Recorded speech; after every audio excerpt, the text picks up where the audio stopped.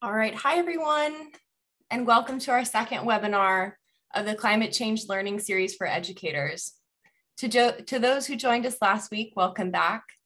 We are grateful to the many educators who have taken the time to be here with us. This event series is hosted by the School of Education at the University of Colorado Boulder. Our generous co-sponsors include the CU Museum of Natural History, the Environmental Studies Department, and the Office of Outreach and Engagement. My name is Kelsey Tayne, and I'm a faculty fellow with the School of Education at CU Boulder. I'm here with Liston, Professor Emeritus of the School of Education, and we're your hosts for tonight's event. We're also joined by Kim Strong and Anna Noble, doctoral students of the School of Education who are helping us run this event. You might receive chat messages from them. Tonight, we are joined by 4 fantastic speakers. Each of our speakers will share a presentation. Following about an hour of presentations, we'll all come together for a 30-minute question and answer discussion with our speakers. Throughout the webinar, we encourage you to post your questions into the Q&A box located along the bottom tab of your screen. In order for us to effectively read and answer questions, we ask that you can keep your questions to 1 to 2 sentences. If you have a question for a particular speaker, you can note that in your question too. Any technical questions or concerns that arise during the webinar, post a question and we'll send us a message in the chat, and Kim or Anna will try and support you. So tonight's webinar is focused on climate change learning and emotion. Climate change is one of the greatest challenges of the 21st century, with far-reaching implications for global social and ecological justice. Climate change requires wide-sweeping action towards mitigation and adaptation across multiple sectors and scales. Due to the magnitude of the climate crisis and the need for justice-oriented action of equal magnitude to address it, young people sometimes feel hopeless in the face of this challenge. It's critical that climate change education supports young people's hope and agency to take action towards a more just present and future. Education that supports youth agency to take action can be an important counter to hopelessness. At the same time, we must create spaces for young people to grapple with complex emotions about climate change, including fear, grief, and anger. Our fantastic lineup of speakers today will help us explore and consider emotion in the design of climate change learning environments. And tonight, we'll first hear from Anita Garcia Morales, who will talk to us about conversations she's had with educators and youth, especially those students from historically marginalized communities, and the educators who teach and learn from them. She will go through some of the emotions that have come up for folks and how to respond in life-giving ways. Next, Blanche Verlie will join us to talk about the painful emotional experiences that can accompany learning about climate change in a changing climate. Third up, we'll hear from Christine Lee, who will speak to us about her research on hope, climate change, and youth engagement. Finally, we'll be joined by Tanner Vea, who will draw on lessons from social movements for thinking about emotion, not as an internal experience, but as a way of connecting with the world. It's quite a lineup of speakers for this panel on climate change and learning, and I am certainly looking forward to hearing all 4 of them. So first up is Anita, and she's a longtime learner, educator, and community activist who partners daily with others in collective responsibility to dismantle institutional racism and white supremacy to improve the lives of the next generation. Anita firmly believes in the power of the individual narrative to change first beliefs and then policies and procedures to support individuals and institutions of all kinds to center racial equity, healing, liberation, and structural transformation in their personal and professional lives. Anita.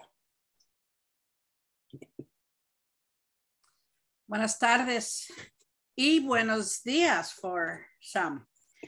And thank you so much for the invitation to be here. And I'm really pleased to be a thought partner in this. And I know that I'm going to be, my learning curve is going to be huge with the rest of the panelists. So here I go. When I first received the invitation and the information about this panel, my initial thought was, Oh, and I'm not gonna lie. My goodness, here I am immersed in reading and absorbing Cultivating Genius by Goli Muhammad. I want to do more than Survive by Bettina Love, Coaching for Equity by Elena Aguilar, and seeing how do they all blend and mix in and follow Kendi, Emden, Hammond, Palmer, and so many others. Because I'm trying to figure out how to, so I can walk alongside the leaders in the classroom, which is what I like to call educators, to assist them in the really important work of business of academically accelerating our students from those historically marginalized communities. And when I think of historically marginalized, that place is becoming more inclusive the more our country becomes divided. But I'm from one of those historically marginalized communities. Grew up in absolute poverty, was a migrant farm worker for the first 21 years of my life. And by choice, always wanted to teach where there were children, not in the city, they might not be migrant workers, but they moved a lot. Sometimes every month, running from the rent, right? And so that's what I thought. I said, oh my gosh, climate change, I'm in the business of this. And yes, climate change is immensely important. But here I am involved in the day-to-day business of making sure the young people I've devoted my life to teaching and learning from are prepared, to take on positions of power in the future. And then that thought comes to me, and I immediately put on the brakes on my previous thought about why, of course, climate change, of course, I will come and do this, because it really is the hitting our historically marginalized folks in the very same way as the other things are. So here I am. So as immediately as I thought about the enormity of what leaders in our classroom are already doing, and how can I think of adding one more thing to their plate, I slammed on the brakes and came to a full stop and said, yes, climate change has been impacting and continues to harm our marginalized communities, our underserved, undervalued groups in highly disproportionate ways. And it's one more in a long list of things. During this time of COVID, the curtain has been lifted for those who maybe had not been able to see before. The curtain has been lifted on the profound inequity. Our poor communities, our immigrant communities, our communities of color, our communities at both ends of the age spectrum, what they have most negatively experienced in all aspects of their lives, including health, education, and fulfilling the basic needs of food and shelter. We have seen that uncovered, and it was graphic, and it was hopefully it was tragic to see how our people are in such great need. The reason I get up and do the work that I do every single day is that next generation waiting in the wings. And by the next generation, I mean I'm thinking like pre-K through 16. So those pre-K children with a gleam still in their eyes about wanting to learn. And then the kids moving on into first grade, and the first graders on every single, all the way up the line through college. That's what I think of when I think of the next generation. So once I thought about all of that, I realized that being a part of this panel was included in that work that I can't not do. And I went about preparing for today. So fortunately, I have access to administrators, educators in the classroom, and people all across the org chart of any given school district, and a lot of higher ed also. I also have, because having access to school districts, I also have access to a lot of young people at all different ages. So I just thought of some questions. I'm a little bit embarrassed to say, because I know that there's scientists in the mix here. I can't call it, scientific research. It's very informal research. I ask questions. Not everybody got the same question, and people got different follow-up questions, but I had really solid information nonetheless. So I reached out to about 25 young people and of different ages, and then about 20 educators.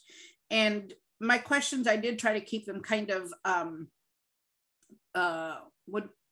general and kind of the same. But yes, the follow-up questions were sometimes different. And what I really found interesting to note was that I was looking for what are the things you're feeling, those emotions. What I really found interesting that was with both the students, it didn't matter the age, and with the educators, their sentiments, that what they were feeling were pretty much the same. They might have given them different words. They might have been, the origin for any particular emotion might have been different, the cause for it different, and yet there was that, they resonated with one another. So I wintered my, most of what I heard down to about 5 or 6 strands or emotions that came up for educators and students. And that's what I'm going to go through. And some of the respective reasoning, some of the reasoning that they were, for what they were feeling. The first one that came up for almost everyone was anger. And the anger was about the topic of climate change. And the anger was all along the spectrum. In terms for the young people, it was real anger, deep anger at all those who have come before them. And the what they have done, what they have done and not done to take care of this planet Earth for those who are coming after. There was anger, a lot of anger from so many people choosing money and power over taking care of the Earth for the next generations to come. There was anger over the control and the power that those folks have and misuse. So that was for most of this young people, it was anger about that. And I think that for the adults, the leaders in the classroom, it was pretty much the same. They felt the anger more in terms of those who are definitely in power and have the privilege to do differently and don't, and do what they're doing so knowingly, knowing that they have privilege to, for the time being anyway, to keep themselves safe from so many of the things that are happening for others. But anger was one of those really, really big ones. And I'm going to talk a little bit about what we can do about those things for both students and the educators in the classroom. And for me, in terms of the anger, is just having that time of grounding every single day. When I work with aspiring teachers, what I tell them, I said, I want you to have reflection be such a deep and profound part of your day that you can never go without it, that it is as important as anything else for you in that day. And I think for our young people, having them, getting them into the habit of doing that same thing, making a connection with themselves in a deep and profound way in a classroom with their peers. I think that is a wonderful way to combat that anger, not to combat the reasons for the anger, but to combat that emotion of the anger. Anger is a wonderful emotion. Anger is what causes people to take action and for change to happen. And so talking about the anger is a really good thing, but also having a way to for the educators, for the leaders in the classroom to take care of themselves, and then for the young people to have a way to soothe and calm and see what's on the other side of that anger. The educators also felt angry because they say we should know better, we do know better, and they should know better, and they don't. So one of the questions is, what can you do with this pain and this anger? And I just gave a couple of those ideas, but I'm sure that there are more. The more you could think of your own students, your own educators, where you live, because it's too easy to to become paralyzed because we feel that things are so far out of our control. When Glenn Singleton talks about, he's in California and he does a lot of race work. When he talks about race, he says to keep it close and keep it personal. And I think that that's a good kind of rule to follow about anything you're talking about. So how can we keep it close? How can we keep the conversation about climate change close and personal with our students? How can we keep it relevant to their daily lives? And I think that that's the more we understand and can relate to what the students are living on the daily, then the more we can bring that relevance into the classroom. Christopher Emdin calls that idea of knowing where your students are situated outside of the classroom. He calls that reality pedagogy. And if we can really know where our students are, what their lives are like, then we can make stronger connections between the classroom and the outside world. And that includes climate change. And for me, that really is important in the communities that I'm talking about, because sometimes climate change is not even on the back burner. It's not even on the stove. And so, you know, bringing that to the forefront with the children, that will really, I think, help in that way. And, you know, in terms of reality pedagogy, what do? You walk out in the community. You walk out to see where your families, you know, where their parks are, where they take their children to play. Where do they shop? Where do they take their dry clean? You just immerse yourselves as much as you can in their community. And then that way it's really authentic when you're bringing the school, their community into the classroom and in this idea of reality pedagogy. In the program, and one of the programs in which I work, we have our educators, aspiring educators, do a community walk. And that's what I would encourage, a community walk to see who lives here, who are the new immigrants, who are the more settled folks, who own the mom and pop stores, etc. Again, all so that you can, you know, make that connection between classroom and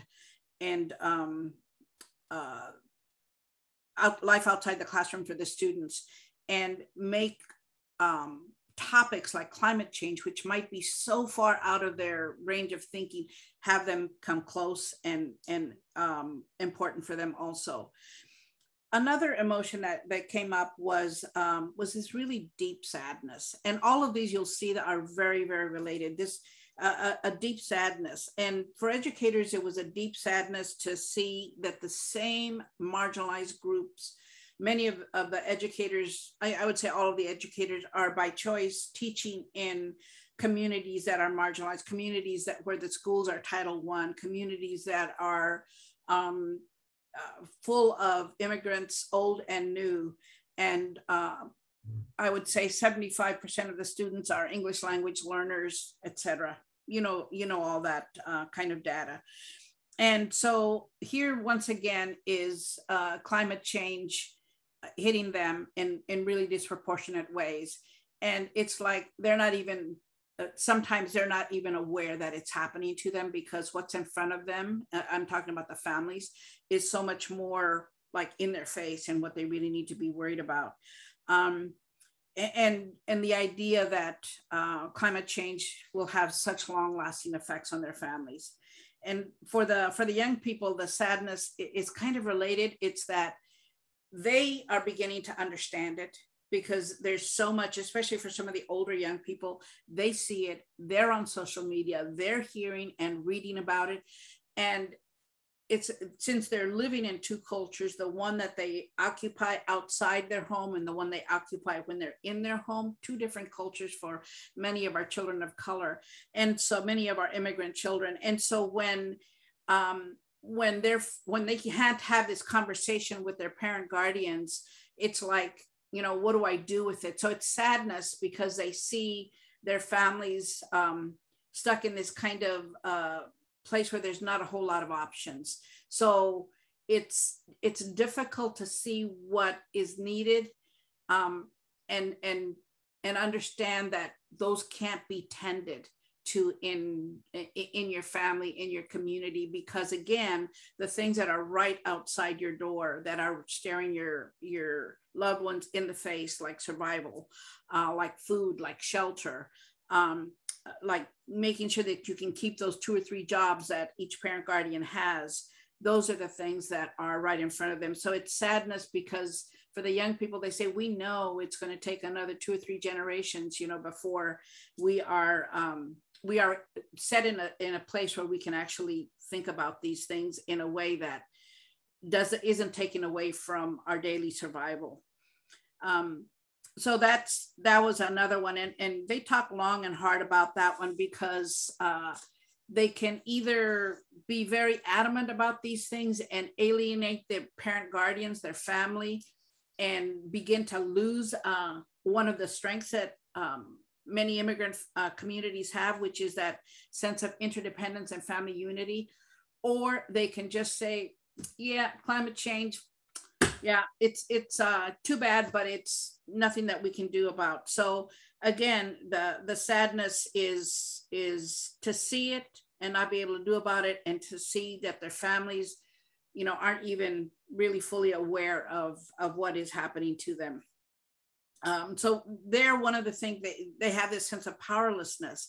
And one of the things to do is so many of our immigrant kids, where in their own personal life have they overcome something that seemed really difficult, where we can look at that locally, personally, locally, nationally, globally, but really beginning from the inside out, and having them have that sense of power, that yes, I went through this and it was really difficult, and I was able to persevere. So keeping it close, keeping it personal, and being able to see that, you can't, to look at things in that way is much more realistic for them, that they can have an impact. It's not anyone's responsibility to solve the whole problem, but it is our collective responsibility to take that little piece that we can each take on. And even that, just having children understand, it doesn't matter what age, but having each and every child at any of the ages in K-16 or pre-K-16, that, it is that collective responsibility. There's no blame or shame, but it's a collective responsibility. So keeping it close and keeping it personal will give students agency and power that they can then use in bigger ways.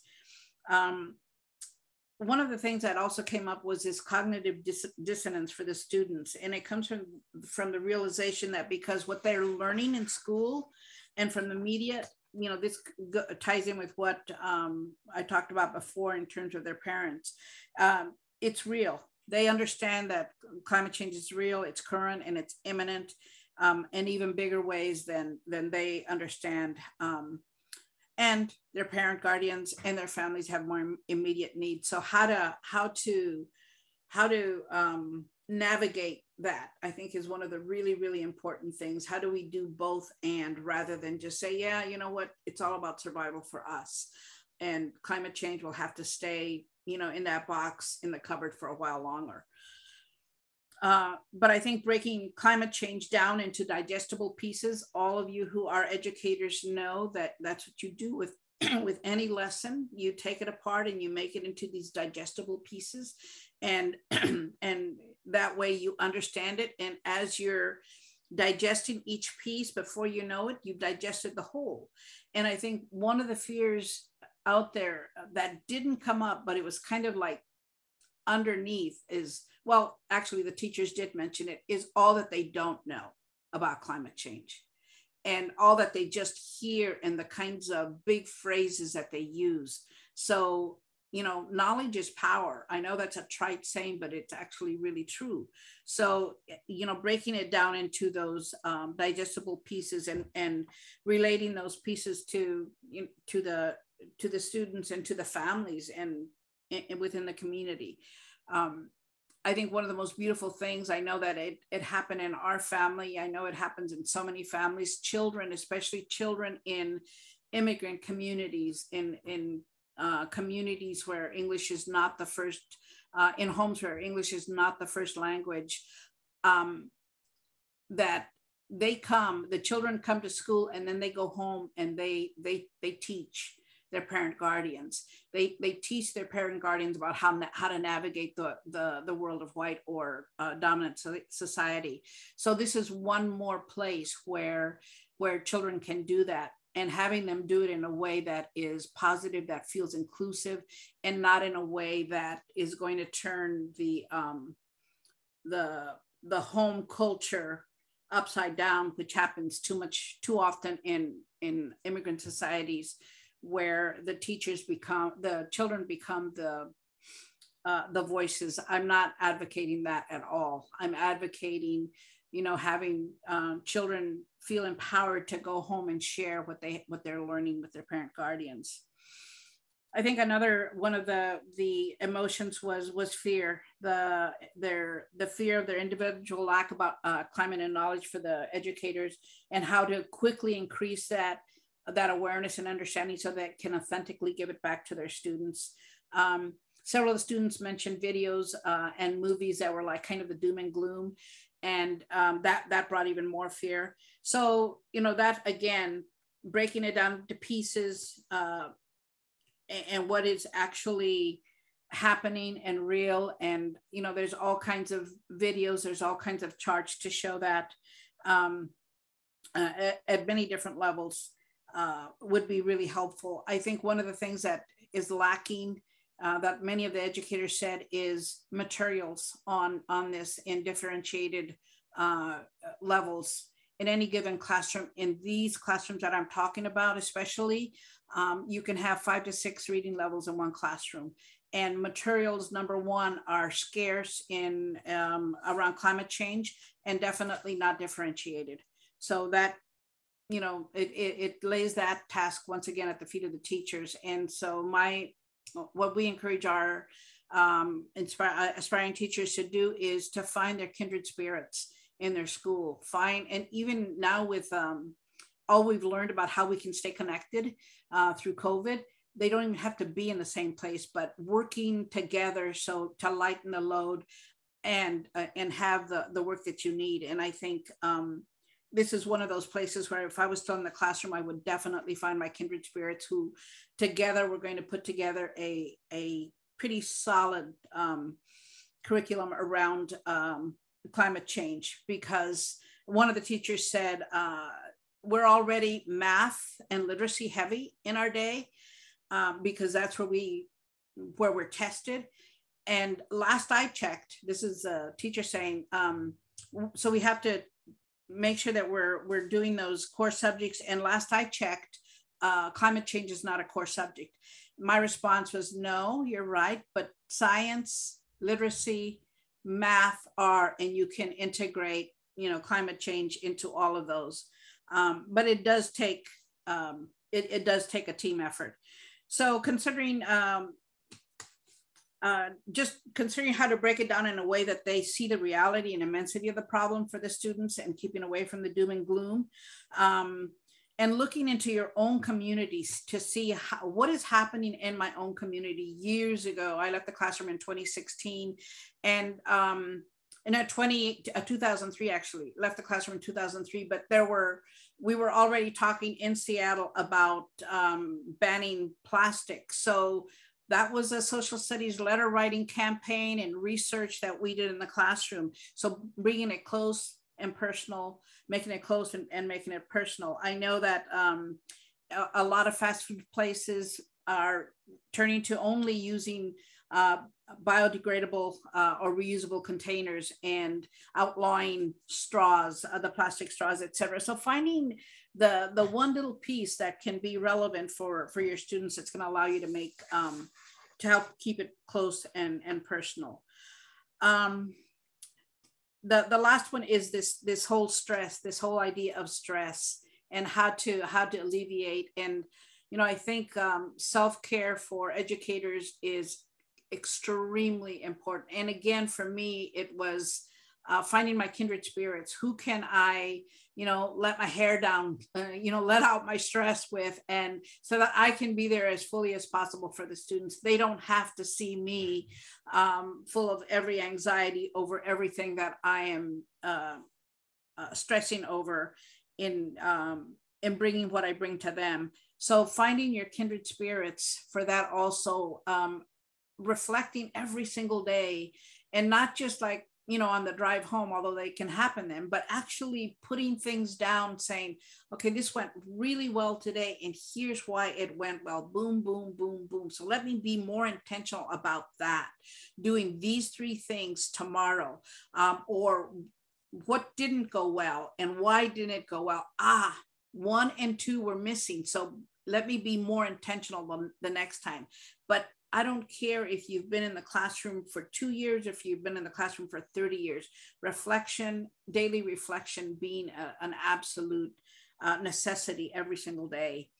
Many of our classrooms do morning meetings, circle time, we call it different things. I did morning meetings with my middle schoolers, and we had, doing one of those times could be, around climate change. Someone brings in an article, we have a chat about it.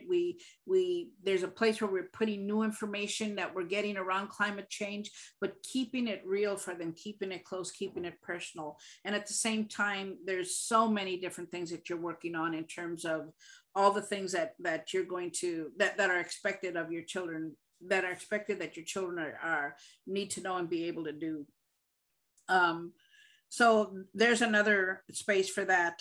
And I think whenever possible, sharing with the students the beauty of our world, the beauty of their community. Have them share with you the beauty of their community. I think it was Christopher Emden who gave cameras out to students, and he thought they were going to come back and show all these really horrid pictures. And instead they just, because they lived, it was in a really, the other side of the tracks, right? And they came back with all these inspirational pictures of beauty that they had found in their community. So, let's not mistake our view, our lens with their lens. Let them share with you the beauty of their neighborhoods. And then what does it take to sustain those, and to sustain what they have, and to make what needs improvement, make those things better. I think the last thing I want to say is having your classroom ambience be a one of gracious space where students can share their feelings, share their ideas, and share their fears, where they and you can learn in public, where daily grounding is an essential part of the day, where emotions are welcome and understood, because when children feel better, they do better. Thank you. Well, thank you so much, Anita, for your insightful work, and for sharing about the experiences and emotions of the students and educators that you partner with. Just a reminder to everyone, if you could post your questions in the Q&A box below on the bottom bar of your screen. We just ask that you keep questions to 1 to 2 sentences, and feel free to direct questions at specific speakers. So next up, we're going to hear from Blanche Verlie, an Australian climate change educator with over 10 years experience teaching sustainability and climate change in universities, as well as experience in community-based climate change communication and activism. Blanche is currently completing a postdoctoral fellowship at the Sydney Environmental Institute at the University of Sydney. Her book, Learning to Live with Climate Change, can be found for free at learningtolivewithclimatechange.org. We'll put that in the chat box, along with other research and resources. Here's Blanche. Thank you so much, Kelsey, and to Dan and the whole team for having me here. And thank you so much, Anita, for that, really thought-provoking and caring presentation. I'm going to be touching on some similar things. I'm just going to share some slides.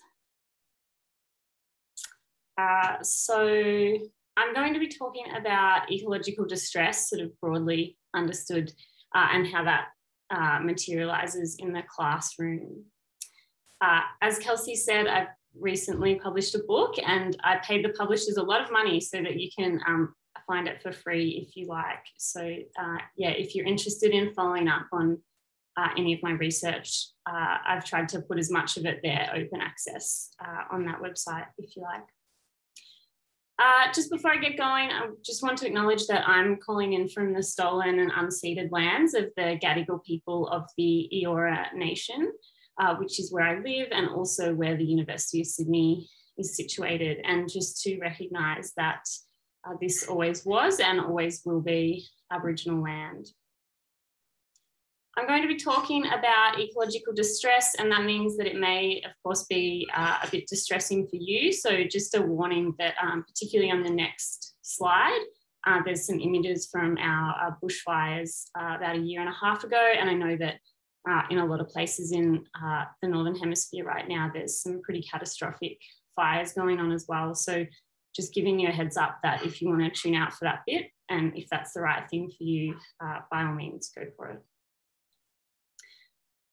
So one of the things that I've been grappling with in my work as a climate change educator and climate change education researcher is grappling with the reality that even in the space of, say, the last decade, the situation has seemed to have shifted even in such a small space of time, such that we need to begin thinking not of education about climate change, but of education in a changing climate. So these series of images were all taken during our 2019-2020 summer bushfires, which actually occurred over a period of about 9 months. On the top left is some school students striking in a city, making the point that, you know, it's not just a climate emergency, but also a health emergency.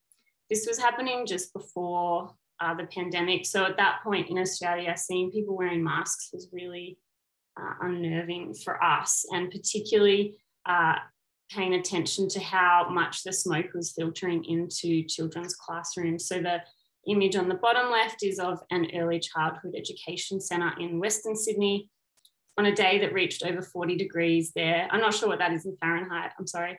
And was another day of really toxic air pollution. In Sydney, we had over 80 days of poor or worse air quality that summer. On one day in New South Wales, which is one of our states, we had over 600 schools closed because of bushfire risk or air pollution. That was again before COVID, when school closures sort of become the norm, but this wasn't learning at home, it was just school stopping. On the bottom right, we have an image of Finn Burns, who was 11 years old at the time in Mallacoota and piloting his family away from the bushfires as they closed in on that remote coastal town and closed off all the freeways. And at the top right is an image of Bobbin Primary School. This was one of the 2 schools that I know of that burnt down in those fires. So in all of these ways, just with one climatic event, we can see that the relationships that children were having with climate change through that summer were really profound and extending far beyond just the course content in their classrooms. So that brings me to one of the things that I wanted to just touch on, which is the different ways that we can feel climate change. And so as the bushfires demonstrate, one of the ways that we can feel climate change is through our direct experience of those kinds of climatic emergencies or disasters, whether they're slow emergencies or unfolding really rapidly. But we can also feel climate change sort of vicariously through being aware of these kinds of disasters that are happening to other people around the world. And finally, we can also have really intense emotions about climate change through anticipating future impacts that might happen either to us or again elsewhere in the world. Anita touched on this a little bit, but I just wanted to emphasize some of the diverse feelings that we can have through those multiple pathways about climate change. This is data collected from an undergraduate course that I taught on climate change when I wasn't actually looking for students' emotions, but happened to be confronted by the intensity of their feelings and started documenting what they told me. So in that semester, my students told me that climate change made them feel anxious, frustrated, confused, uncertain, cynical, scared, overwhelmed, emotional, devastated, depressed, frightened, angry, gloomy, resentful, challenged, isolated, desperate, disheartened, shocked, concerned, confronted, unsettled, bitter, sad, sick, upset, perplexed, guilty, stressed, amazed, daunted, defeated, dismayed, pessimistic, uneasy, tired, appalled, and terrified. So this is a really complex mix of emotions playing out across a semester's duration. And according to the research, it really aligns with how people say that they feel about climate change more generally. The more positive side to that is that during that semester, students also said that they felt hopeful, energized, optimistic, and reassured. However, that wasn't climate change that was making them feel that way. It was how they felt because of the relationships they built in the class. So just to drill down a bit into how our feelings about climate change work, or the characteristics of them, I think it's important that we pay attention to these feelings being embodied or visceral. So they're not just psychological mental states, but can have really physiological effects, whether that's in the form of, carrying stress or trauma in your body, or panic attacks or something like that. So this quote from one of my students, climate change often develops some sort of anxiety in me, or even just a mild sick feeling, the feeling of not being able to predict the future and predict the best thing to do whilst minimizing as much harm as possible. This feeling often comes by me when I watch how the leaders of Australia approach issues like these, and it makes me feel sick. Our emotions about climate change can also really dramatically affect our sense of self. So one of my students said that they feel small in the face of climate change, but this can also play out in affecting the way, it can have a positive effect in terms of how we understand ourselves. But the point that I'm trying to make is that climate change can really dramatically affect how we understand who we are and our place in the world. As part of that, our feelings about climate change can affect our interpersonal relationships, again, both in a positive or frustrating or harmful way. For example, this student mentioning that she is constantly butting heads with skeptics, such as her father-in-law. So in all of these ways, our emotions about climate change are more than just internal psychological feelings, but situate us in our relationships in the world, which is both ecological and social. One thing I just wanted to flag before sort of moving on from here is that our feelings about climate change can be much more than just a kind of mild worry or anxiety, but can lead to clinically diagnosable mental illnesses, and they can also intersect with other pre-existing mental illnesses. And of course, all the complex sociological and economic situations that people are in as well. So paying attention to when someone's distress is something that we can grapple with in the classroom, and when we might be needing to think about other resources to put them in touch with is really important. About a year or so ago, I did some research with some of my students, in fact, where we surveyed environmental educators about how they were trying to respond to these kinds of experiences in their classroom. And from their responses about the strategies they were trying to implement, we found that there was 4 key things that they were trying to do in their classrooms. And so I'm sharing these here in the hope that that's a useful framework for you.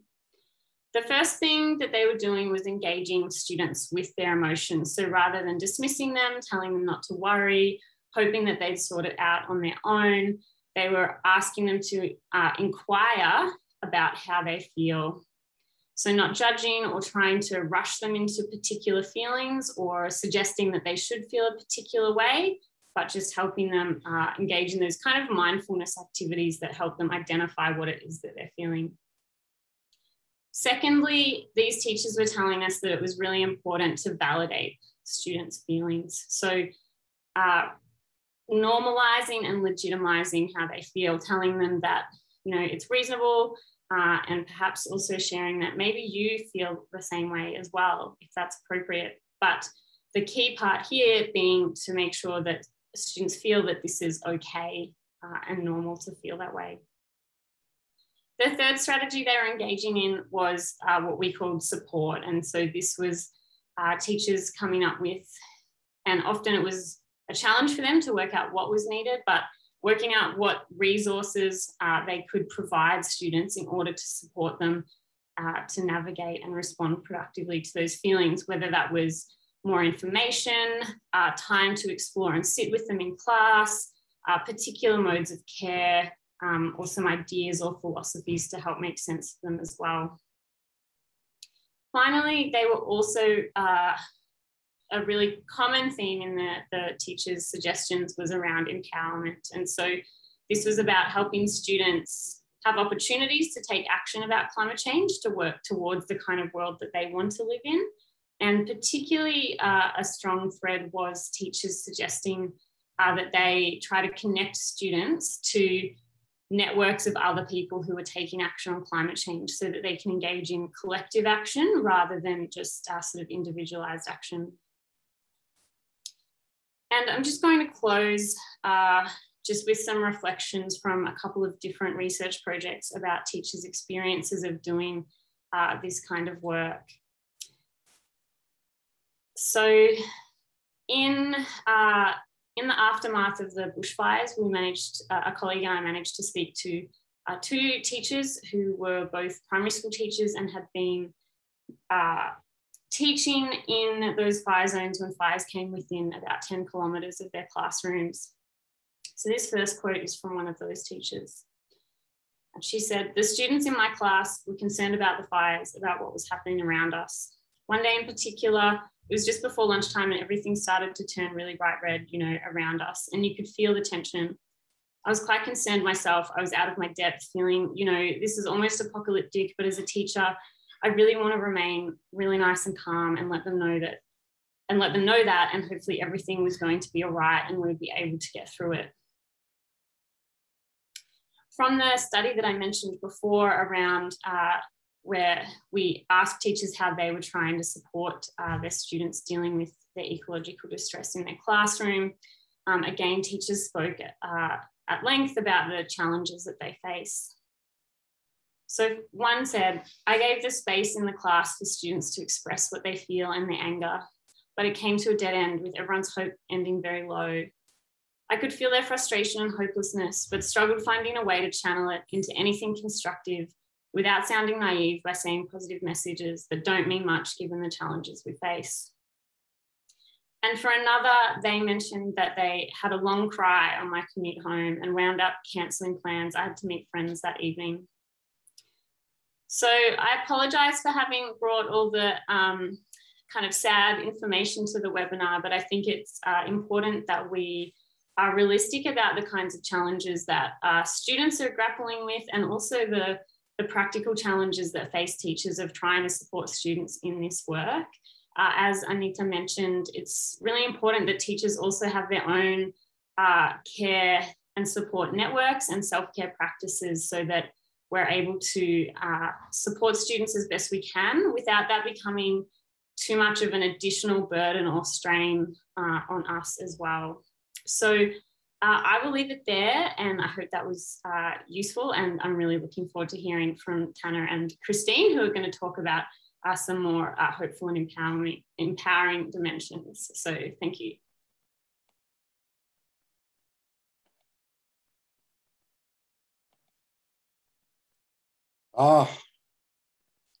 Thanks much, Blanche. It's a thoughtful, rich, and heartrending examination of the emotional dimensions of climate change. And I think we're getting a sense of what's to come and trying to understand how to place ourselves and position ourselves in such a place. And I think your consideration, without putting without making it an easy solution, but your suggestion that we engage, validate, support, and empower is something to walk away with. So I'd like to also reiterate to the audience that if you wish to write some sentences, you can do that in the Q&A. It helps if there are 1 or 2 sentences and clear, and because we're going to have a panel discussion at the end. So our third speaker is Christine Lee, an assistant professor with the University of Missouri Columbia School of Natural Resources, who specializes in environmental education and outreach. She teaches undergraduate and graduate students, majoring in parks, recreation, sports and tourism, environmental science, and also the human dimension of natural resource management. Her research focuses on community-based public deliberative forums and educational programs to cultivate underrepresented youth environmental awareness, as well as a sense of hope and action competence. She's developed and published the Climate Change Hope Scale for high school students in the USA, and that was published in 2018. And one of her research projects is supported by the Environmental Issues Forum, Climate Choices with the North American Association for Environmental Education and the Kettering Foundation. So Christine, you're up next. Thanks. Thank you, Dan. Thank you, Kelsey and Blanche, for sharing with us your great insights. I definitely feel the feelings of talking about climate change is very complex. I'm going to go ahead and start my PowerPoint. I'm going to share with some of you some of the projects that I have done. Hopefully give us hope in this climate crisis, and how can we work with our students, our future, our young generations to encounter and face and talk about issues like climate change. The question that I want to raise or discuss with all of us centered on how can we communicate effectively with youth, particularly our young people. Like they definitely have this heavy feeling about emerging challenges for the next several decades. So I'm hoping that we'll have some really great discussion in the end. But the work that I'm going to talk is based on the research that we have done mostly in Missouri. And I would also love to hear from you all later, like what you have encountered or observed from your classroom teaching. Like how can we talk about this global crisis, and how can we empower? I heard the word coming from Anita and Blanche all about empowering, support, engaging ourselves in the conversations that meaningful, relevant, and personal. So several years ago, I started my graduate school and joined University of Florida, and that we were working on the climate change education curriculum, mostly for high school teachers and informal educators for secondary education. So we held several workshops for teachers, and we wanted to learn from their perspectives, like what are most needed if we're talking about climate change in the classrooms. So many great ideas came from the conversation, but one thing that really inspired me from that meeting about in 2012 was teachers didn't want doom and gloom curriculum. Like, yes, we all know all about this issue, but how can we support, engage our students? Right? Doom and gloom, we know that sometimes could be very overwhelming for our educators or our teachers in classroom, outside classroom, that could actually impact the student learning. And we are educators, and we're doing a very, very important, crucial job here to inspire, encourage, and to think outside the box and finding pathways forward. So we're really thinking forward, like how can we address this as a society, and educators have a crucial role to play.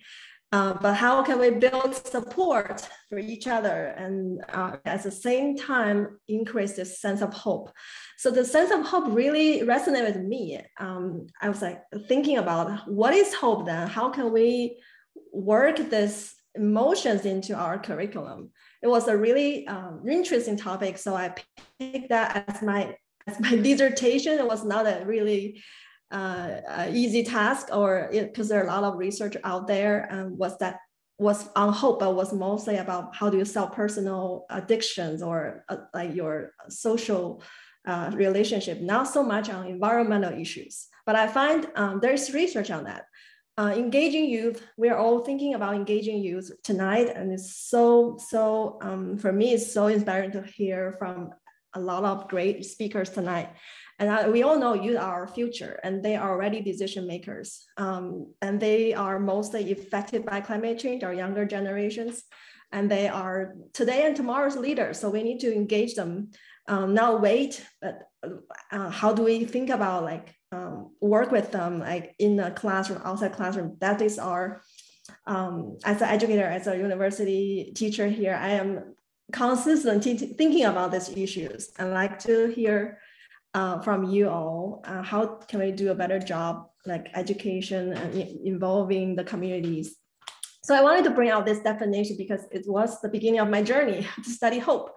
What is hope and the hope theory? There was a scholar in the US, Charlie Steiner, gave a definition that sets a positive motivational state that is based on an interactively derived sense of successful agency thinking or willpower and pathway thinking, or sometimes call it way power. So the will is I'm willing to do something. And the way power is I know there are things that I can do. Like there's pathways that we can move forward.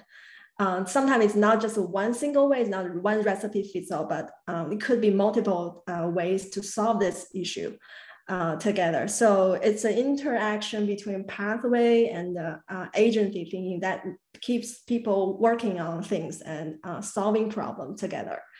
So I find this is very, very interesting. So then I went kind of did a literature review on what is hope and how does that impact our life and education and environmental issues engaged. So there are a lot of literature out there. I'm not going to read it line by line, but in general, hope is a predictor, significant predictor for success in school settings, academic performance, life performance.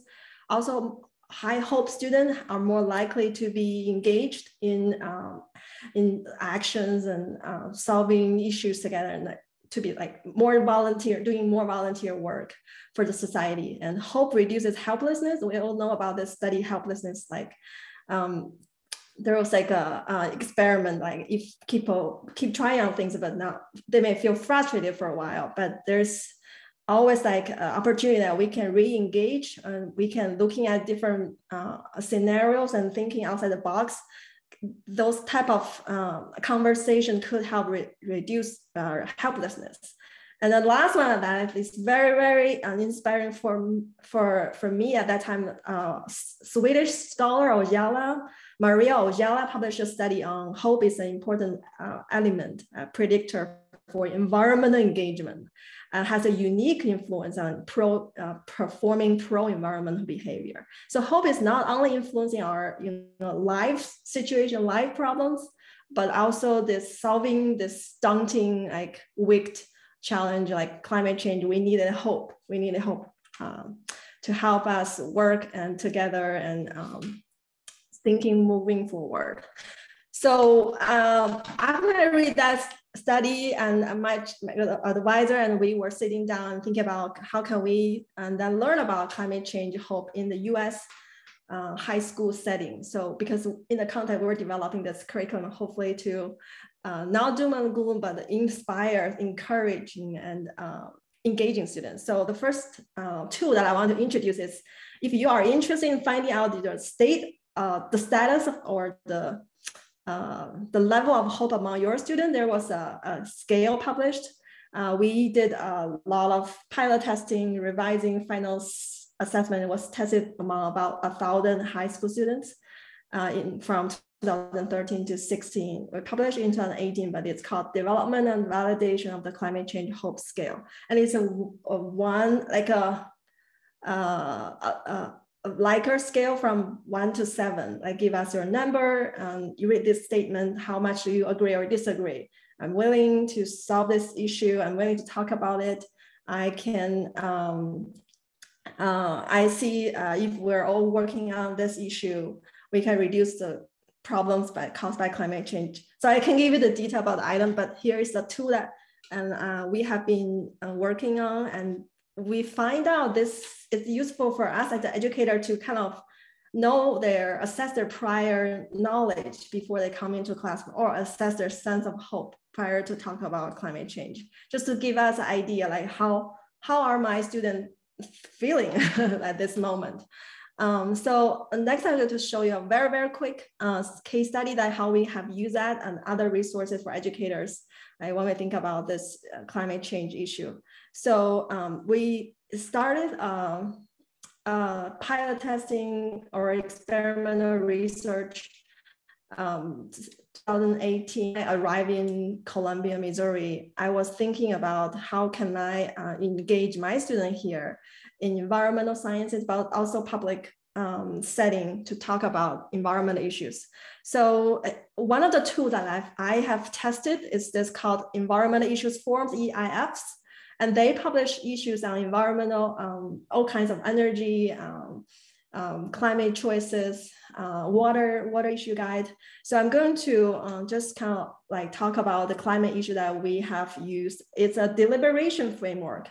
When we think about deliberation, unlike debate, the idea is the intention is to provide the student a safe environment to share their honest thoughts and feedback on environmental issues at forum, but it's also like it's a framework. They gave students like 3 potential solution or options to solve climate. For example, option 1 may be reduce carbon emissions.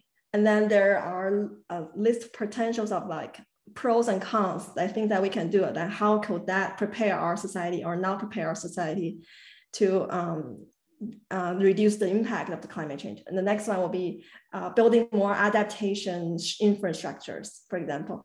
So they give students a framework, but also allow students to deliberate, like talk about the pros and cons and which idea resonate with them. What do they observe already in their communities? So it's a framework, it's open-ended, but also it's got some like scientific information in it, that coupled with like data and reading like figures chart, like what is the climate situation right now we're seeing, and the level of carbon emission that we're seeing here. So that we tested with like 5 different forms, like mostly from informal education setting. St. Louis Science Center, we have a summer program here. Also, St. Louis Zoo helped us pilot testing this material. And the college class we have used as well as like a Christian-based youth program that is willing to help us to see to what extent does this educational resource help us to have how educator to facilitate this discussion. So it's a mixed method research. We have the pre and post surveys to measuring their knowledge, prior knowledge, sense of hope and awareness. And also we have some qualitative feedback collected from interviews and open-ended questions on the survey. So the part that I want to highlight is this is something that similar I observed as Blanche from Australia. Student has all kinds of feelings when we open up the conversation. How do you feel about climate change? Have you personally impacted by this issue? So they are ready to share. And because there's no single one feeling, it's a mix of anxious, hopeful, fear, depressed, to sad and angry, like overwhelmed. So it's very complex, it's heavy feeling like that. As an educator, sometimes we can be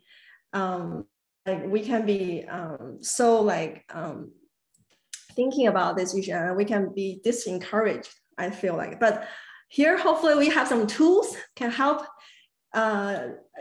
eliminate or minimize this issue, that we can feel free to talk about it, and to thinking about how we as educators can work with our students.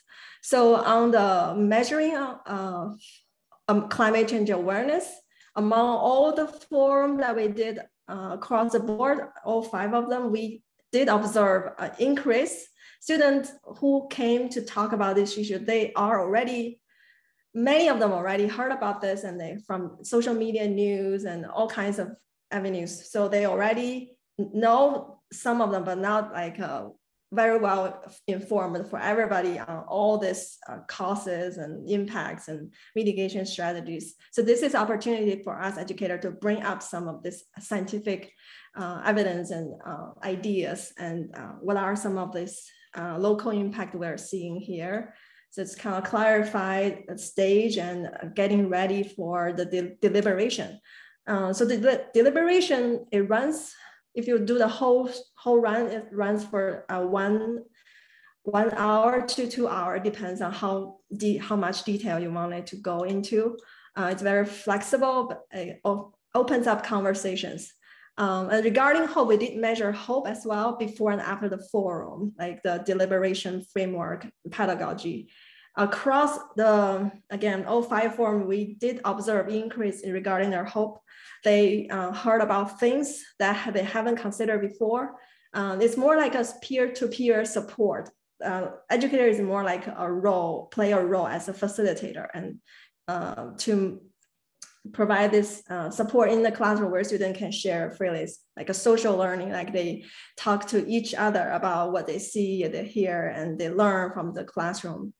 And they they learn more about things that they can do, our society can do, like collectively, individually. There's multiple solutions, not just one, which make them feel hopeful, like, because if this one won't work, we can move on to the plan B. There's plan A, B, C, like mitigation, adaptation. And we need, scientists say we need both of them, mitigation, adaptation.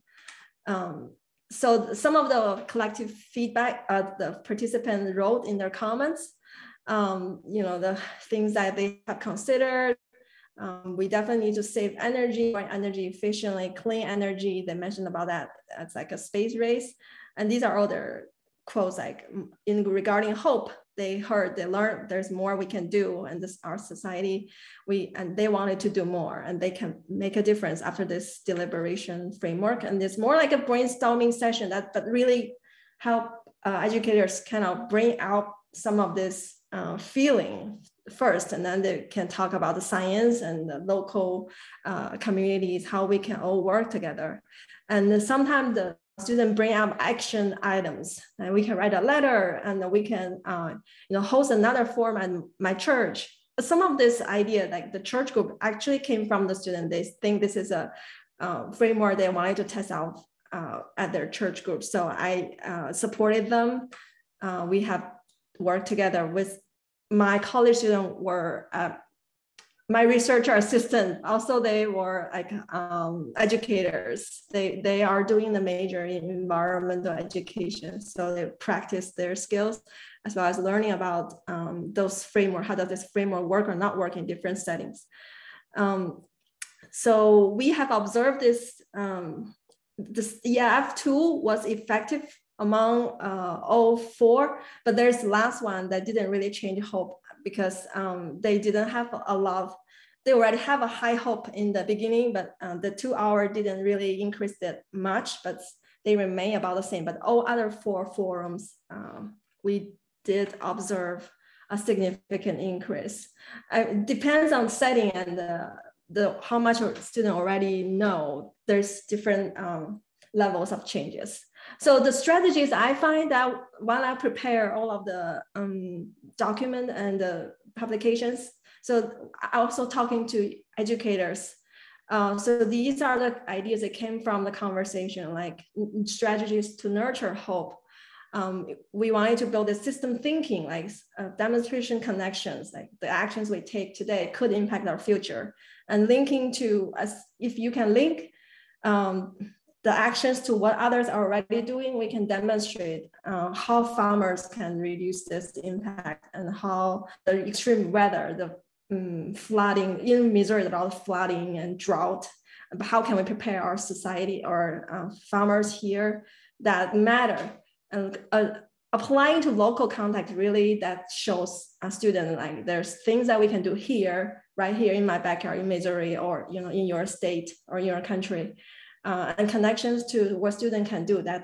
That's make them feel empowered. They think like not just something that government should do, but everybody has a stake in it. So conclusions, climate change, like based on the research we did, our educators are definitely playing a crucial role here. Climate change education can foster sense of hope and knowledge and awareness with carefully designed programming and discussions that support the student decision-making processes. And deliberative pedagogy, we tested, increases awareness and hope by discussing the pathways and provide peer-to-peer support. Educators can benefit from materials and resources to build greater support for climate change, understanding, and hope. I have acknowledgement who have supported my research, but most of our undergraduate, graduate students really took on a lot of responsibility and to make this possible and make those data and evidence, empirical evidence that I can demonstrate to you guys tonight.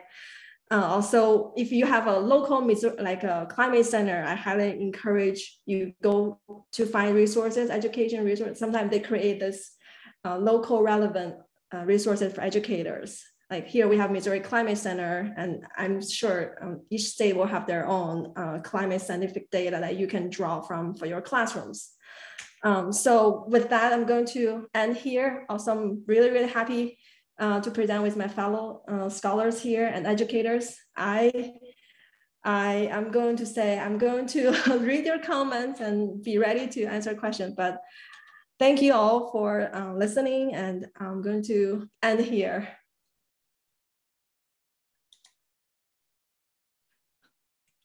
Thank you so much, Christine. That was a wonderful talk. Thanks for helping us think about how we can support hope with deliberation, a focus on action and connection. Next up, we have Tanner Vea. Tanner is an assistant professor of learning design and technology and of learning sciences at Pennsylvania State University. His research considers emotion, politics, and design in learning settings, including social movements. He's interested in how we can all learn to live together ethically. Here's Tanner. Hi, everybody. I'm just going to go ahead and get my slides set up quickly.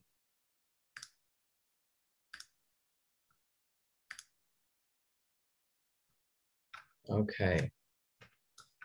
All right. So my name is Tanner Vea. I am an assistant professor at Penn State, and I conduct research on the role of emotion in learning, how we can learn to do emotion together, and how this learning shapes our political and ethical lives. So first, before we get started, I just want to thank Kelsey and Dan again for inviting me to participate in this webinar with you. And I'm honored to be on a panel with such brilliant women. And I think that's actually really important to say, because women are not only leaders in the climate movement, they've also been leaders on the importance of emotion and of not treating emotion as the enemy of thought or as a sign of weakness, because it's neither of those things.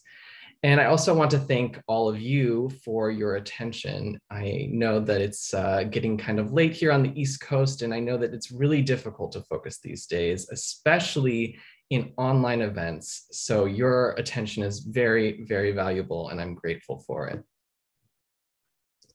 Okay, so just to kick us off here, I'd like everybody to think of something that you care about that climate change threatens.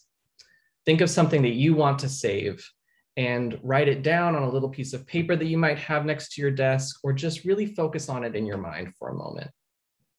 And if you're having trouble thinking of something, I'll show an example from my life. I grew up in Washington State, and during the June heat wave this year that hit the Pacific Northwest, I got this text from my mom. My parents love rhododendrons. In the house that I grew up in my childhood, there were rhododendrons all over our yard, and they happen to be the state flower in Washington, something that's meant to symbolize the beauty of a whole region. And it couldn't stand the extreme heat that came. So that's something that I care about. And I want to know what you care about, what you want to save. Go ahead and write something down, or just hold it in mind with some intention for a moment.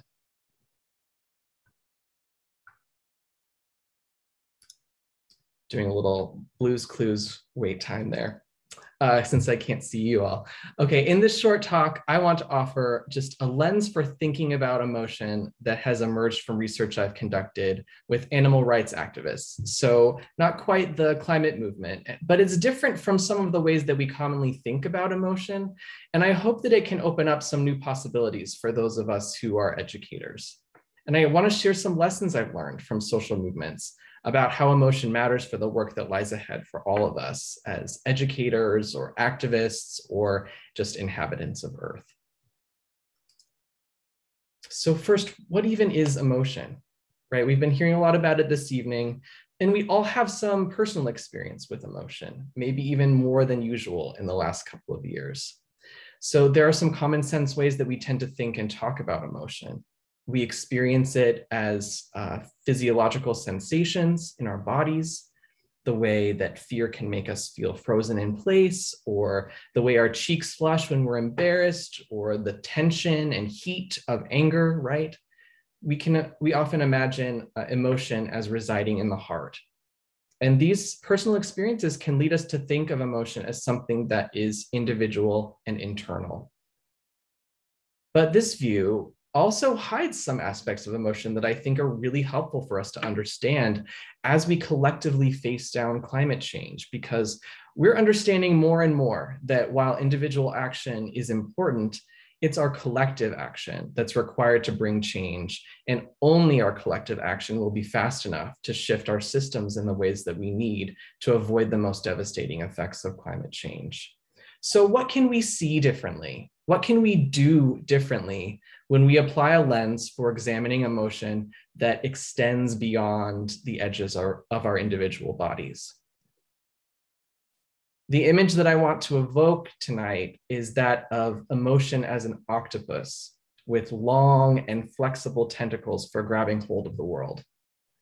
Emotion's not only the feelings that we experience inside, it's also what those feelings mean to us, how they connect to ideas, to actions, and to the people around us. We can learn to see its tentacles, to see emotion tentacularly. And when we do, I think it can open up new ways for us to teach and learn, to organize, and to save what matters most to us about life on Earth. Just quickly want to acknowledge that the ideas of Donna Haraway have been particularly important to me in my thinking tentacularly about the world. And Sarah Ahmed's work has helped me recognize the stickiness of emotion, which is something that I'm thinking about tonight as well. So let me tell you more about what I mean by emotion's tentacles using this story from my work with animal rights activists. And the images in this section are illustrated by Andrew Cohen. At a workshop for animal rights activists, an organizer named Carter handed out cards that looked like this: memorializing the non-humans in our lives. Animals play a profound role in shaping our lives and making us better persons for it. Today, we memorialize them. For each section of the card, an animal who loved me, an animal I helped, and an animal I failed, Carter told everyone in the audience to think of an animal and write something about them they would be proud of. Then later at the workshop, people shared what they wrote. And for an animal I failed in particular, people expressed a lot of emotion. One man said, "I rescued an injured rat in my apartment building, but then he escaped the cage. My neighbors found him and killed him." This activity got the activists to participate in sharing feelings of guilt that brought them into alignment with each other about their moral cause. Now, whatever you think about these activists' goals, they understand some important things about emotion. They understand that while emotion has an internal experience, it's about our relations with the world. It connects feelings to ideas, it connects people to one another, and it makes certain kinds of action possible in the world. So let's examine some of these tentacles just one at a time. 1, emotion connects feelings to ideas. So think about that prompt, an animal I failed. It evokes guilt precisely by getting us to think about our responsibilities to animals. And then when we feel guilt, the guilt reinforces the idea that we have duties to animal others.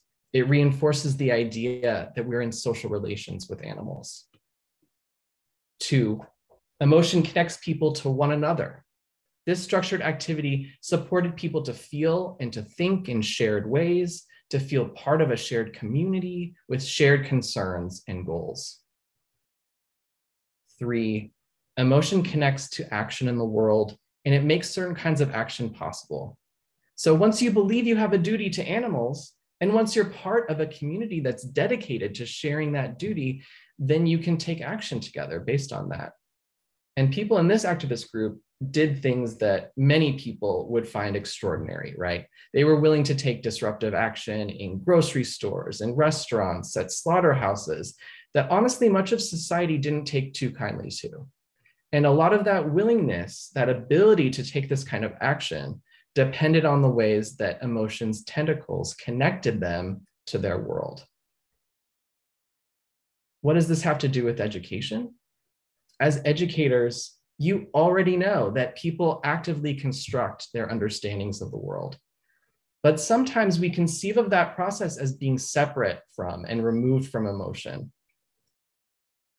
But with emotion, every connection that's made, every extended tentacle that reaches beyond me and into the world, that's part of my learning. It's part of my understanding. And it's learning that's shared, in which we are all influencing each other in ways that are subtle and overt. We are constantly helping each other to connect emotions' tentacles to our world in particular ways. But often it happens implicitly. If you're an educator or an organizer who works with youth, I encourage you to think tentacularly about the role that you can play in helping young people, or anyone you care about for that matter, to connect emotion in ways that serve transformation instead of despair. You can create opportunities for them to get explicit about what they care about and what they want to save. The feelings that emerge can be fuel for ideas. They can help give purpose to the science of our climate. They can also help build an understanding that we have a responsibility to what we care about. You can use emotions' tentacles to connect people to one another, to help them see themselves as part of a shared community with shared concerns and goals. They're not alone, and they're stronger when they hold together. And you can also help them connect emotion to the actions they can take. This is a theme that you've heard throughout this evening's talks. Once they believe they have a responsibility to the world they want to save, and once they're part of a community that's dedicated to sharing that responsibility, you can build on that by providing opportunities to feel that they're powerful, that together they can affect change. But most importantly, never let young people believe that they're too emotional about climate change, or that their emotion gets in the way of thinking clearly. I want you to think back to what you said you care about a few minutes ago. Try to hold it back to your mind for just a minute. When someone tells you that you're too emotional, that's an effort to discredit what you care about. And what they're really saying is, I don't care about what you care about. But the truth is, when we feel deeply for the world that we can save, we are thinking clearly.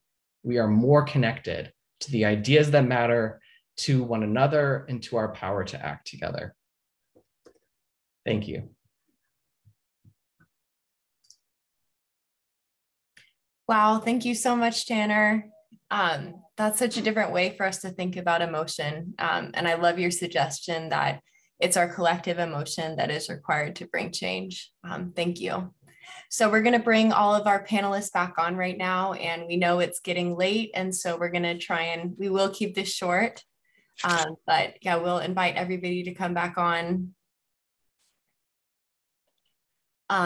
So I'm going to start us off with just a first question. So how can educators balance the need to foster hope while also making space for more challenging or painful emotions?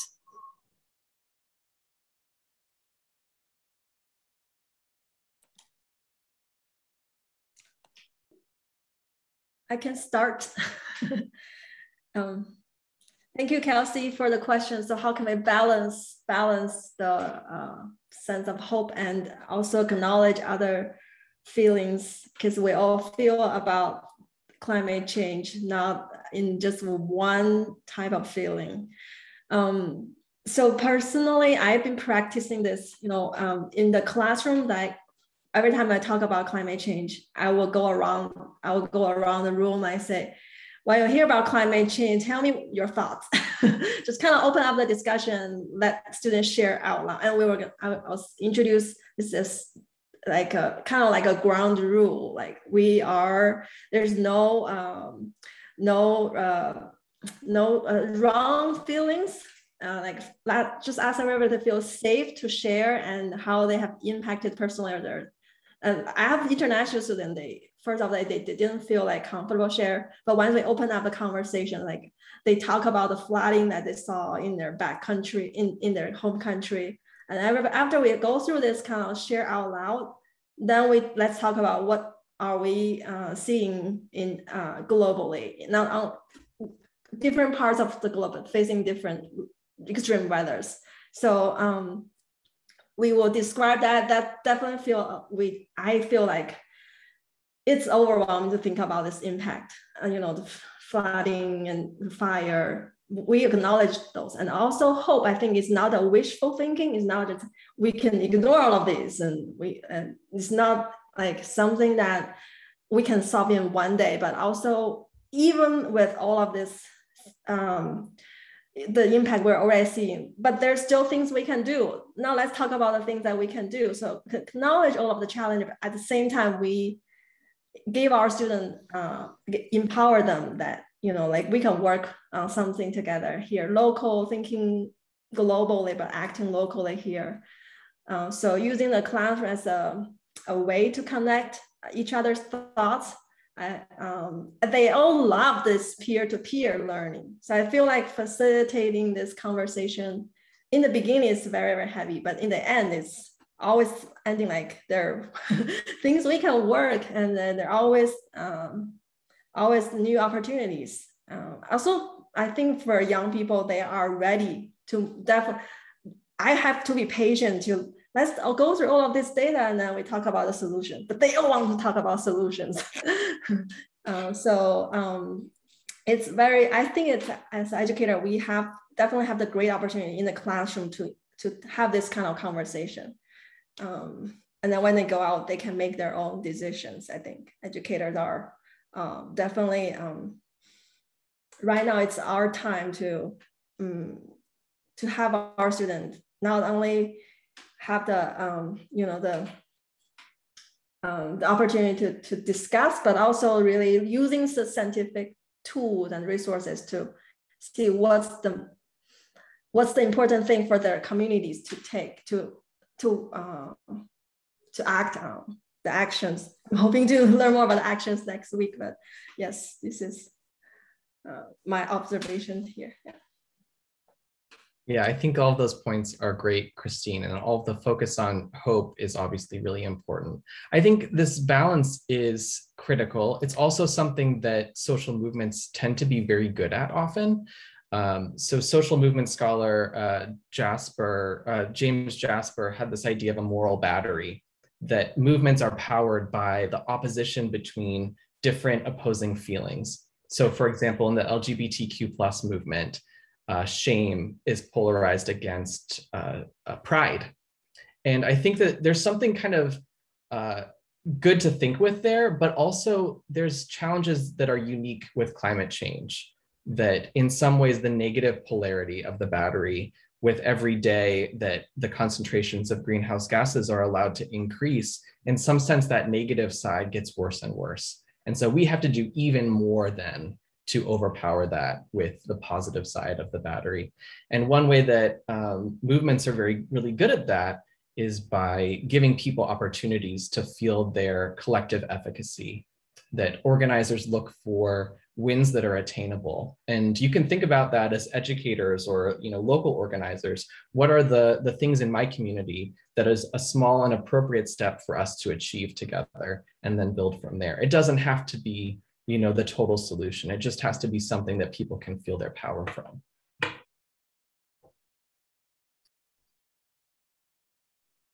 And I'm just going to jump in real quick and say that we understand that we've reached 7 p.m. Mountain Time. So if folks have to go, that's totally okay. We're so grateful for our speakers that were here and for everyone that came to tune in. For those who can stay, we will continue on for about 10 more minutes with our panel Q&A.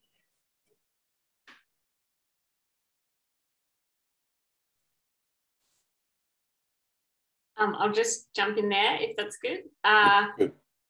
Yeah, just echoing Christine and Tanner on that question. I think the thing that comes to mind, I'm constantly thinking about this quote from Sarah Jacket Ray. Anguish in response to the material we teach belongs in the classroom, as uncomfortable as it is and as untrained we might feel to manage it.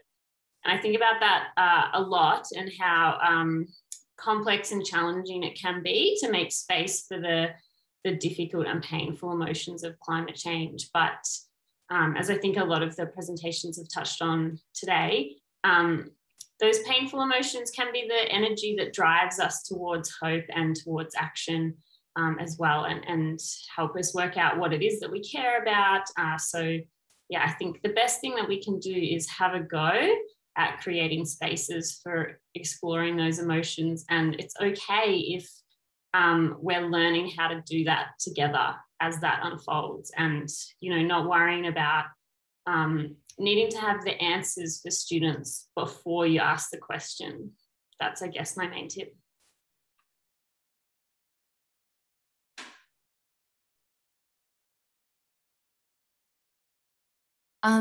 So what avenues of support might be available for educators as they cope with and navigate their own emotions related to climate change?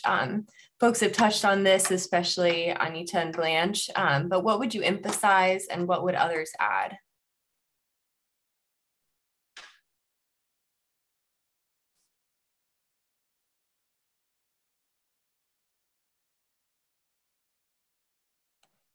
You know, I just want to add that this is so important when I'm thinking of the communities in which the educators that I work with teach, and when I think of the students and the families, it is so absolutely important that there be a way for them to take care of themselves. It's and the only thing I can think of is, you know, finding those kindred spirits. And I think the other piece is making sure that this is what, you know, this is something that you think about 24/7. It's important in your life 24/7. It's not just important when you're at, you know, wherever it is you're teaching at, whatever level you're teaching, that it's important there that you think about it because it's expected of you. But that it's important 24/7 to you. And for me, the reason that is helpful is because if it's important to me where I live, where I love, where I, where my loved ones live, and then it's going to be absolutely critical that I look for the best way to in this case, to work with my students and my families around climate change. So when it becomes important for me 24/7 in my personal life, then it becomes for me easier to navigate whatever topic I'm working with my families. I don't know how to explain it other than it just part of my life. It's part of my authentic self, and I cannot navigate through life in any kind of divided way, anymore. And for me, that's really healthy to be able to just be the same person wherever you are. So for me, that's part of taking care of yourself, is how do you, and if this isn't for you, if you can't do that 24/7, if your home and personal life is really different than what you're encountering wherever it is you work, then, maybe it's time for change. And I don't mind saying that to people, because you need to be wherever it is, and you, the big you, need to be wherever it is you're going to be fed. what you need, and the people that are, our children, our families, our communities also need to be fed with, well, not to be fed, but they need what they need to become their best selves. And sometimes if it's not a match, then we go our separate ways. But taking care of self, I think, is critical. And it's part of it is figuring out how to do that. It's not easy, especially being in the kinds of educators. We want to take care of everyone else. And I think that what Anita is talking about also is supported by an organization called the Center for Courage and Renewal. They focus on the care and support for teachers, social workers, people in the medical profession who find themselves at times feeling drained because of the tasks and the chores that they face. And I think, Anita hit it right on. She captured it quite well. That we have to kind of come to terms with that, but we have to do it in a situation, in a community that cares for us. So I think there are some. Well, we have a resource section. I'll make sure that the connection, the URL for the Center for Courage and Renewal is there, we'll pass that along. But I do think that that's one avenue of support.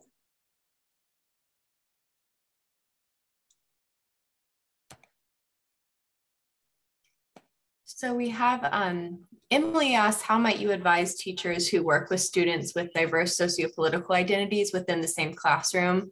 So what can we do when some students are feeling intense anger, anxiety, etc., while others deny that climate change is happening?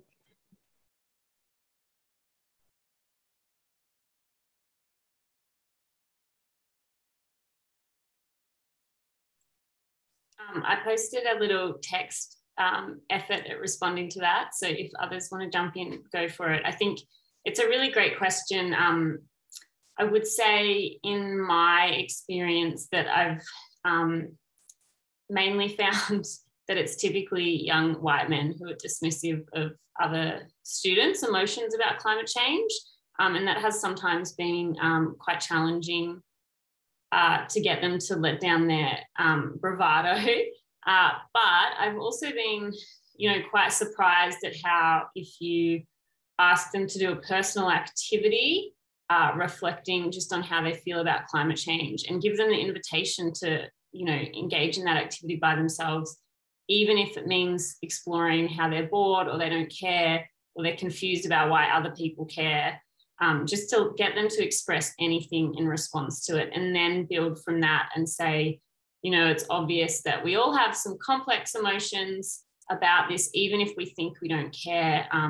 It can be frustration at other people caring so much, but we all need to work through these to come up with some kinds of abilities to live together and work together. So that's kind of how I've approached it. It can be really difficult, and so there's no easy answers, but whatever you've used in your teaching practice before to engage students, will help as well.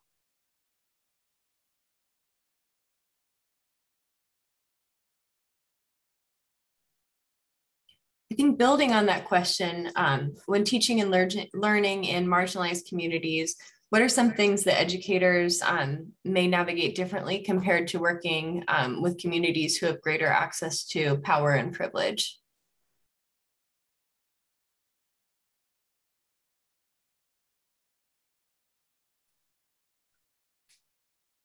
I think really having, it calls for having really connection, a deep connection and authentic connection with the community in which you are serving, and being really aware of the needs of that community, of those and of the groups of people in that community, so that so that you don't come offering, I'm thinking of sometimes when we give aid, and we give what we think would be helpful from our perspective, and it doesn't serve the receivers because it's not what they need. So really being able, and that's another reason that it's important to know your community, not just your students, but their families and where they come from. And I know that's asking a lot. It is really asking a lot of our educators in those communities. And I wish there was an easier way to be able to do the work and not have all that extra emotional labor of getting to know those communities. But I think, you know, that's what you have to be able to navigate with care. How do you talk about climate change in a way that they will be polite and listen, in terms of, you know, parent guardians and students will be polite and listen, and the community members, but they will be full in their head of all the other things that are, you know, number 1, 2, and 3 priority list, and climate change is way down on the bottom. And again, knowing the community, and how do you make it close and personal? How do you keep it close and personal? I just really appreciated when Blanche was sharing her slides, and just thinking of all the different ways that can happen. I was thinking of here in Seattle, we have Southeast Seattle, which is where we have a lot of our families of color and a lot of families who live in poverty, et cetera. A lot of police, they come when, not when, well, I'm going to leave that one. And so how do you navigate that, so that, and how do you bring to them, you know, this is why this is important, and still validating where they're coming from. So, and I just lost my train of thought. I began thinking about something else that really bothers me, but the idea that getting to know the communities is extremely important, and being in full listening mode, validating what you hear, really being open, and understanding that your cultural lens, your lived experiences are really maybe very different than the lived experiences of the people there. And, you know, just, you know, believe what people tell you, what they are telling you. Don't put a filter, which would be your own filter. But, you know, one of the things that a local author, and if you say you want to talk about race, one of the things that she says, if someone, person of color, tells you that something is racist, believe them. That's the first thing you can do. And I would just amend that in this case. If someone tells you, you know, in this community that you're serving, and I'm thinking of low income communities of color, et cetera, then if someone tells you this is what's important for us, just believe them, and then find a way to bring in your topics where it's still going to be relevant for them. And now I remember, you know, when Blanche was showing those, that's such a beautiful place to begin, because children and families understand these things that are happening in their own community, and then extend it to, you know, what's happening in farther off communities like these. We have these raging wildfires here also. And, you know, and then bringing in that you saw this, we just had a huge fire in that particular part of Seattle that I was talking about. And if this was my classroom, then there's a way to connect to the fires happening because of climate change, to the weather happening about climate change, to the lack of air conditioning in Seattle because we've never needed it, and now the run on fans because, you know, we were just cooking here. So just finding those different ways, but first beginning with listening profoundly to understand, and validating where they're coming from, and then take them by the hand and walk with them where you want them to go.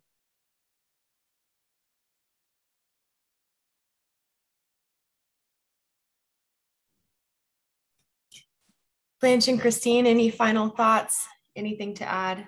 I think we'll wrap up soon.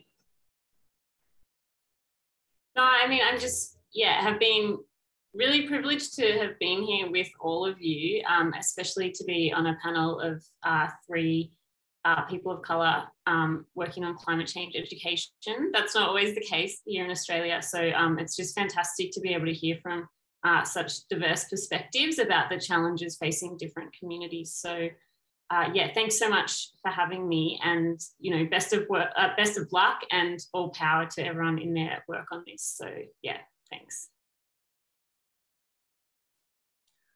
Yeah, I just wanted to say thank you as well. And I know many of us are educators are starting the new school year. I hope everyone who is educating, you have a year. And if you are teaching science, middle school, high school teachers, hope you the best. You have a great start, and hopefully we can share more resources. And when we talk about the resources and support, so North American Association for Environment Education has a lot of, I don't know, books and resources on environmental issues like climate change and others. So if you're interested, I highly just recommend you go to that organization. And there's all state, like not just Missouri, but everywhere you can find resources, hopefully link to your home agency or home school. Yeah.